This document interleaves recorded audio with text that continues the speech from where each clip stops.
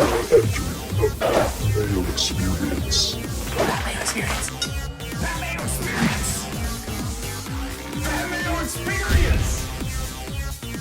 Experience. Welcome to the Pat Mayo Experience, presented by DraftKings 2020 Fantasy Football Week 4 Rankings Update, NFL Injury Report, and DraftKings ownership for the main slate. If you want to play in the best tournament on DraftKings for the main slate, hit the description. The Pat Mayo Open Listeners League link is down there right now. It's getting full very quickly, so I suggest you go get your up to 3 spots right now. Rake free. That's why you want to play in it. Also, I'll be using the ownership projections from ftndaily.com. Use code Mayo. Get yourself a discount at ftndaily.com. Ownership projections, actual projections, lineup builder, lineup optimizer, cornerback, and wide receiver tools. Plus, there's a bunch of free stuff up there as well for the tools if you're looking for it. Offensive line, defensive line, pace stats, all that stuff. ftndaily.com. Don't be afraid to smash the like button either, and tell me in the comment section who your favorite play on DraftKings, regardless of position, regardless of price, the one guy you need to lock into your lineups this week. Also, for the first time this week, what I'm going to do is I'm going to be taking your questions. We're going to be doing a Q&A. I am live at 10 a.m. Eastern Time, Sunday morning with Brad Evans. We're doing a mini show, then taking your questions. But if you want to get your question answered before that, drop it in the comment section of this video. And then Saturday evening after the Saturday injury report around 7 p.m. Eastern Time, that's usually when I update my rankings for Saturday to have overnight going into Sunday. When I update them again, I will go back into the comment section and answer as many questions that are in there as possible. So if you have your questions, drop them in. I will get back to you Saturday evening and answer those so they're there for you on Sunday morning, good to go. But please tune into the show on Sunday morning. It's live. Remember to smash the like button too. That always goes a long way. If you're listening on the audio podcast, leave a 5-star rating. You're feeling good and generous, please leave a 5-star review.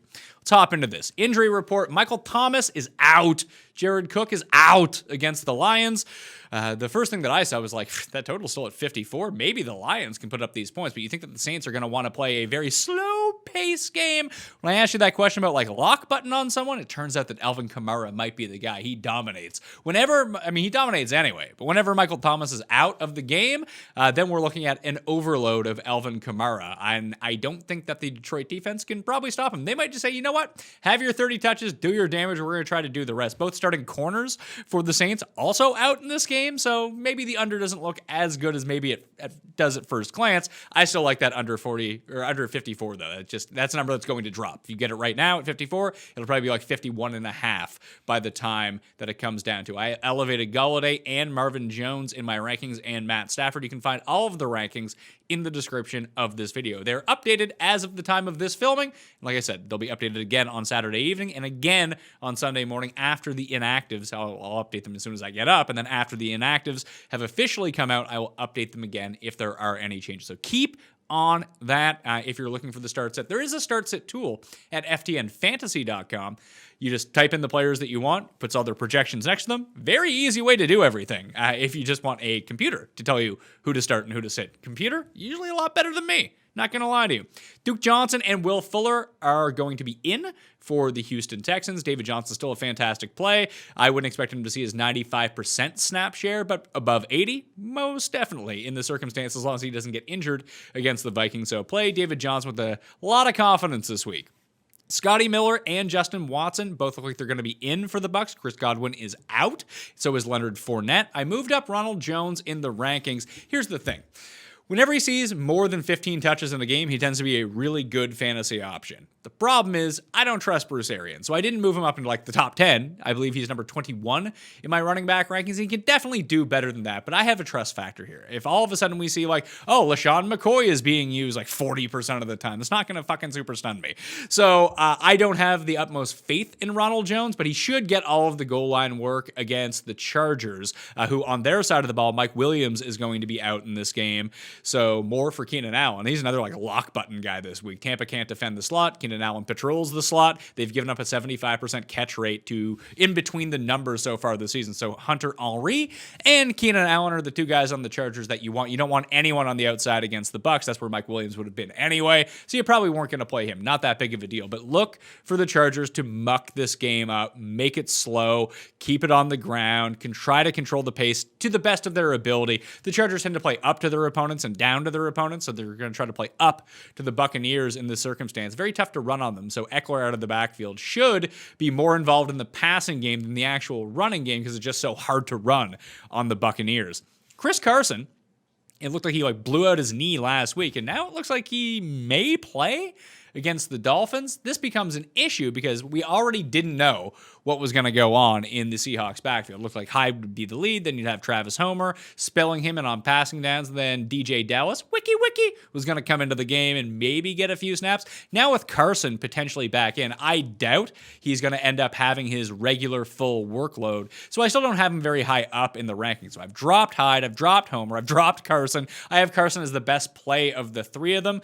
I don't even have the highest, utmost confidence in that. But they tell me to rank the players, so I rank the players. I would play Carson. Between all of the Seahawks running backs, he would be my choice if he's in. If not, Carlos Hyde would be the guy. I still wouldn't feel good about it, but the Miami defense is just brutal against the run. So, and you would expect the Seahawks to score a lot of points in this game. Therefore, they'd be running the ball a lot, or Russell is just going to continue to throw 5 touchdowns a game. Eventually that's going to halt just a little bit and they're going to do something on the ground. So if there's no Carson, you can play Hyde as a fringy high flex play, low end running back too. And if Carson's in, I'd even drop him down a little bit lower than that because, take him out of the equation. Hyde probably gets 55 to 60% of the snaps. Carson probably between 45 and 65. It's such a wide range. You don't know how healthy he's going to be. You presume that he is healthy because he's playing, but if they get up by a bunch, you're all right, Chris, hit the bench. You're doing fine. Save yourself for the rest of the run that we're going on. We're playing the Dolphins this week. Not that big of a deal. DJ Chark looks like he is going to play with his chest injury on the road this week in Cincinnati. Shenault actually missed practice on Friday. He has a questionable tag. I would still expect him to play. Just keep an eye on that one. Love Chark in this matchup if he's good to go. Also love Minshew along with him. DeAndre Hopkins and Christian Kirk are both game time decisions at Carolina. Fortunately, this is in the early slate of games, so you're going to know. Obviously, you're going to play DeAndre Hopkins if he is playing, but if there's no Kirk and no Hopkins, you got some Andy Isabella in your life, you got some Keyshawn Johnson, maybe Larry Fitzgerald will end up doing something, but these are sort of problematic injuries. All of the best receivers in fantasy football are dinged up somehow. Keenan Allen might be the only one who isn't right now, and just at $6,500 on DraftKings, he might just be the play. But with Hopkins, it's going to be hard to trust him, but at least you're going to know. You're never going to bench DeAndre Hopkins if he's playing. So if at 11:30 he's in, you're going to play him. Christian Kirk, you probably just leave him to the side anyway. He's dealing with a groin problem. He missed last week. He's questionable for this week. I don't know if he's at 100% or not. It is a pretty decent matchup for Fitzgerald, and Cliff Kingsbury has come out and said he wants to get Larry Fitzgerald, who's 98 years old, more involved. But hey, Adam Gase wants to do it to Frank Gore, and he puts that to the test. He proves it on the field. Give the old man the ball. Maybe Larry Fitz is the next one up in that circumstance. The problem here is if Hopkins plays, he inherits the best matchup of the week. If you go to ftndaily.com and use that cornerback versus wide receiver tool, the 3 best matchups of the week for receivers against bad cornerbacks, DeAndre Hopkins, Tyler Lockett, and actually Tyreek Hill, because we are projecting that it's going to be Jonathan Jones with safety help over the top for Tyreek Hill and not Stephen Gilmore. You might see Gilmore on Travis Kelce, crazily enough, when it comes down to it, because the Patriots kind of like to mix and match with different matchups every time they play an opponent. But they've been very good against Travis Kelce in the past and really limiting that passing game, but they're not at their full complement like they were last year of defensive backs, and the pass rush has gone down from what it was a year ago as well. But maybe they can scheme that out. I still do like Tyreek Hill a lot this week. Michael Pittman and Parris Campbell are going to be out for the Indianapolis Colts at the Chicago Bears, leaving Zach Pascal to draw one of the worst matchups of the week. So just be aware of that going in. Mo Alley Cox actually has the best one because Ty not looking great either. He draws an even worse matchup than Zach Pascal does. Steve Sims is out for the Washington Footballs. Terry McLaurin missed Friday's practice. It was a brand new thigh injury. He may not play come Sunday, so keep an eye out him on the inactive sheet. I would guess that right now they haven't said oh, he's definitely going to be out, which means he's probably leaning towards playing. If not, you're looking at Dontrell Inman, maybe some more Logan Thomas. Bryce Love has also been put on the injured reserve in that backfield. So I like J.D. McKissic coming into the week because you expect his 14-point underdogs. They're going to be passing a lot. McKissic is playing almost every passing down for Washington, and that's the only guy that Haskins is really checking down to. He's $4,000 on DraftKings. He's not a great play, but if you're playing in a cash game and need to save money, or you just have a terrible lineup in fantasy football because you're dealing with Pittsburgh being postponed, Tennessee being postponed, if you had like Connor and Derrick Henry as your two running backs, McKissic in a half point or full point PPR isn't like the best option in the world, but out of like the James Whites or Chris Thompson's, like that type of player, like he could have a floor of like 12 PPR points, which isn't terrible. Like I would expect somewhere between like 4 and 8 targets for him out of the backfield. Maybe you get lucky, he breaks one off during garbage time, and all of a sudden he's scoring 20 fantasy points. He's in a position to have one of those types of games. So just keep McKissic on your radar. He's like 1% owned. You can go get JD McKissic right now if you actually want him. If you need him, he is a lifeline this week on the waiver wire if you need someone to fill in. Kareem Hunt looks like he is going to play. He'd been limited in practice all week, so I've kept him inside the top 20. You expect that to be a high-scoring game, a game where Cleveland's going to have to pass a lot. That would make it more of a Hunt game. They're going to try to establish Chubb as much as possible, but if they drop behind, I would expect to see more Hunt on the field than Chubb, because that's just what we've been seeing. And those are all the early slate of games, the 1 o'clock games. In the later slate, actually, James White is going to be playing for the Patriots as well, so I dumped down Rex Burkhead in my rankings a little bit. Burkhead would still be the one I would prefer to play. Damian Harris has been activated off the injured reserve as well. I don't have the information yet as of this moment whether or not he's going to play, but you could be looking at a 4-headed backfield for New England plus Cam running the ball. Not an enviable situation whatsoever for fantasy purposes. One of them will probably be great. Which one? Couldn't tell you. Probably Rex, but then it's probably going to be like Damian Harris. So just be very pensive with that situation. If you have any better options and you feel okay with it, go with them. Cam Akers is going to be out for the Los Angeles Rams, so fire up some Darrell Henderson. Everyone's using David Johnson on DraftKings. You can pivot onto Henderson pretty easily for, I believe it's $100 cheaper or exactly the same price. But he's accounted for 83% of the Rams' fantasy points amongst running backs the last 2 weeks. So between him and Brown, it's definitely Henderson, at least for the moment until Sean McVay decides to throw us a curveball once again. The Giants can't stop anyone on the ground, so Henderson projects to have a really good matchup. Sterling Shepard on the other side, obviously he is out, and that leads us to the worst cornerback wide receiver matchups of the week. Michael Gallup on the outside against Cleveland, projected to face Denzel Ward if he ends up going. As a terrible matchup, so he has the worst one of the week. T.Y. Hilton at the Chicago Bears has a terrible matchup as well, as does Darius Slayton on the outside, regardless of which side that he is on. If it's Ramsey, I mean, that's one thing, but it probably won't even be him. Still a terrible matchup against the Rams. What you want to do against the Rams in a game where Daniel Jones is likely going to be throwing is almost like the Keenan Allen situation against Tampa Bay. Inside the numbers. Golden Tate, sneaky good play this week. Evan Ingram could finally have a week this week. But again, that entire team is terrible, so I wouldn't put too much faith in them. But those two guys would project to be the highest fantasy performers, at least on paper, for the Giants against the Rams this week. In that Oakland, in the Vegas Buffalo game, John Brown and Zach Moss both appear to be in. So the $3,200 sleeper of the week, Gabriel Davis, he gets bumped back down the list. John Brown will be starting in his place. He's not like worthless, but he's not going to have the role that we saw last week against the Rams. John Brown projected to play. You can fire up some John Brown. And with Singletary, move down Singletary. The problem now is instead of seeing 80% of the snaps, he's going to see between like 50 and 60% of the snaps. With Zach Moss back, you can project him around like 30. Maybe Yeldon still gets involved a little bit. But the Josh Allen factor of him rushing, him stealing the goal line touchdowns is just going to be very problematic for Devin Singletary. So he's still a start as a very low-end running back too, but you might have better options. Maybe he's a flex, but the ceiling's always there if he scores a touchdown, especially a long one. It's just he's not going to get as many opportunities with Zach Moss back. On the other side, Bryan Edwards out, Henry Ruggs doubtful to play. I would think that the Bills will go out of their way to take away Darren Waller. I mean, it's going to be very tough to do. He's a very good player. But Hunter Renfrow is in the perfect position to torch the Bills. They're very poor against slot receivers. We've seen it every week so far this season. We saw Crowder go off on them week 1, Cooper Kupp last week. Hunter Renfrow is like the last man standing for the Raiders. He drew a very good target share last week against the Patriots, scored a touchdown. I think we can see that again this week. If you're looking for someone cheap or, again, a plug-and-play off the waiver wire Hunter Renfrow would be the guy I would fire up. Alshon Jeffrey, DeSean Jackson, Dallas Goedert, Jalen Reagor, you're out of here. JJ Arcega-Whiteside, probably not going to play either in the Sunday night game against the 49ers. Not great. So as much Greg Ward and Zach Ertz as you can handle, or Miles Sanders, like all three of those guys are really good plays this week. Because Hightower might even play on the outside for the Eagles right now. So fire up your Eagles. It's going to be a very condensed situation. Obviously, that's a showdown slate on DraftKings. It's not a part of the main slate, but for your fantasy leagues, Greg Ward as a high upside wide receiver 3 this week is definitely a thing. For whatever reason, like Wentz can't complete passes to anyone, except for when he throws to Greg Ward, it's like sticky tack. He's like hot hands in Little Giants. I don't know what's going on here.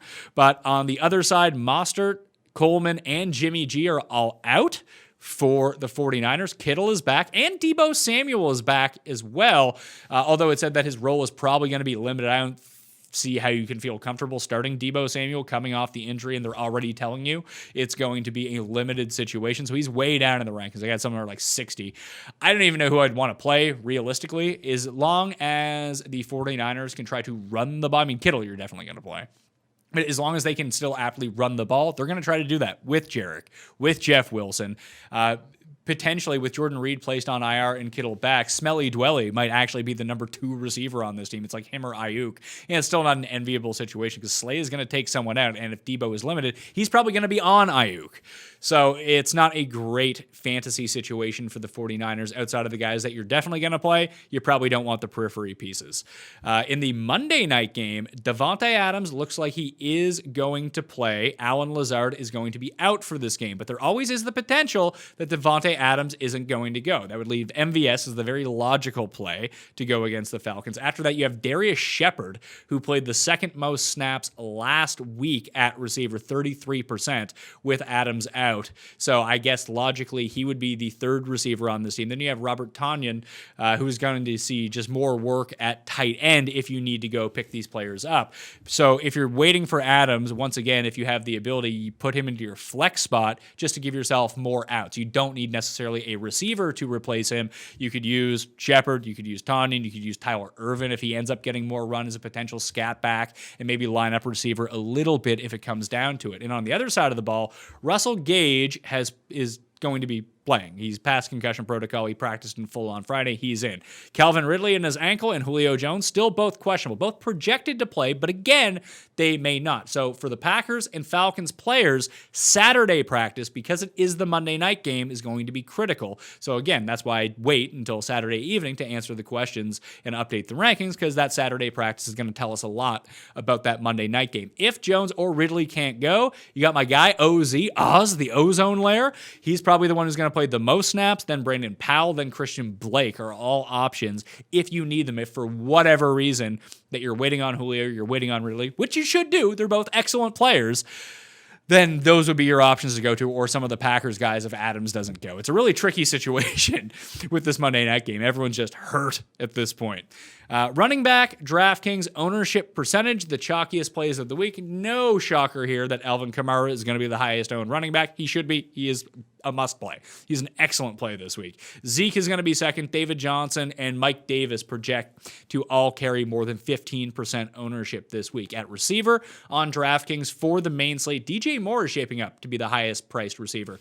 I like Moore fine. I like Robbie Anderson almost just as much, and he's going to come in with like 1/3 the ownership, and he's cheaper. If you're looking to pivot off of Moore, Robbie Anderson in the same game is probably the way to go. I'm not super terrified of Patrick Peterson anymore. I'm just not.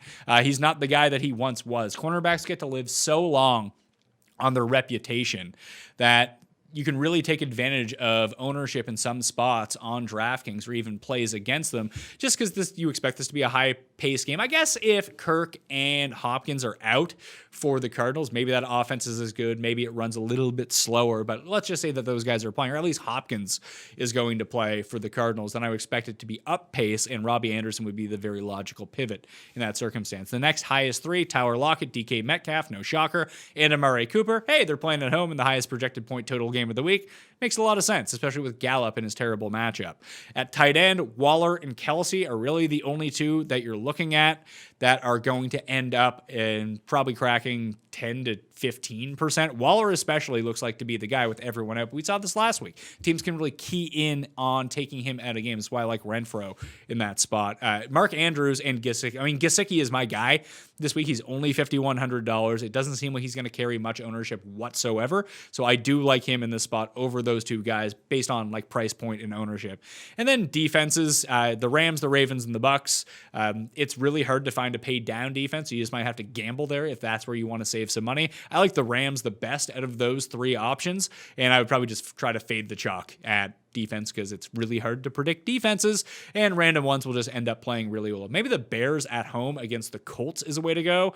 If you actually have to have Phillip Rivers throwing the ball for any length of time, that's usually a good thing when you have a good defense. So maybe they're the option that people don't seem to be gravitating towards. For quarterback, everything's kind of flat. Deshaun Watson is the only one I have projected over 10% right now, and that's still specious. So that might drop below 10%. So whatever stack you want to do, whatever quarterback you want to play, go at it because it seems like you're going to have a unique lineup regardless. Once again, I'm going to be answering the questions in the comment section on Saturday evening around 7 p.m. So you can check back anytime after that. I should have those answered. If not, the rankings are all updated in the description. You can find the Listeners League link down there as well. Smash the like on the way out. Leave a review for the podcast and go back and watch all of the other content pertaining to fantasy football or other on Mayo Media Network, which you should subscribe to on YouTube right now. If you're looking for my DraftKings cheat sheet, it's up on DraftKings Playbook. And I have my pivots article up on ftndaily.com right now. If you like the tools up there, use code Mayo. Get yourself a discount, all right? I'm Pat Mayo. Thanks for watching. I'll see you next time. Pat Mayo Experience! Experience!